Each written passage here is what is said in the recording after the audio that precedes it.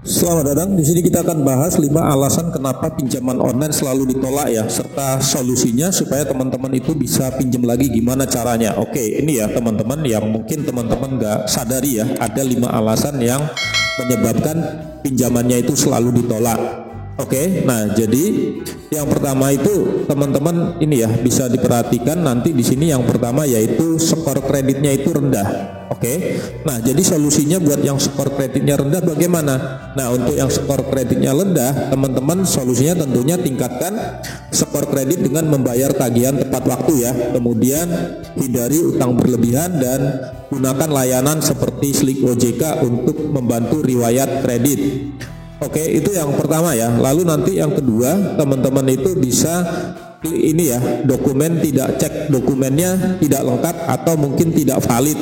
Nah, jadi teman-teman solusinya untuk ini pastikan teman-teman itu semua dokumen yang diminta atau diunggah dengan jelas, benar dan sesuai dengan ketentuan yang diminta oleh pihak pinjol ya.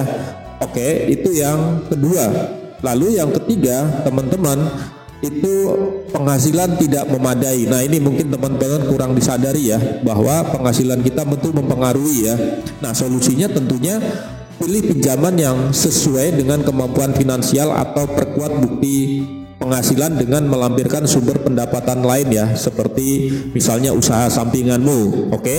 Nah lalu yang keempat apa yang menyebabkan pinjaman kita selalu ditolak? Nah yang keempat itu teman-teman bisa cek riwayat pinjaman yang buruk ya, riwayat pinjaman masa lalu atau mungkin saat ini. Jadi solusinya ya tentunya teman-teman sebaiknya lunasi pinjaman-pinjaman lama terlebih dahulu sebelum mengajukan pinjaman baru ya. Nah pastikan teman-teman tidak memiliki terlalu banyak pinjaman yang belum terselesaikan. Oke, lalu yang kelima apa?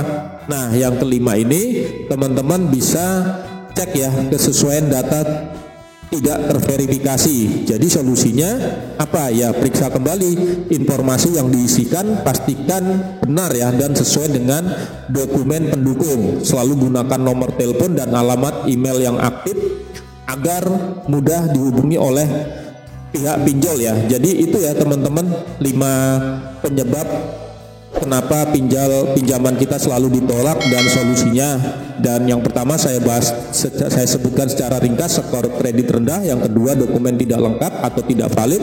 Yang ketiga, penghasilan tidak memadai. Dan yang keempat, riwayat pinjaman buruk. Serta yang 5, kesesuaian data tidak terverifikasi. Oke gitu ya teman-teman, selamat beraktivitas, terima kasih.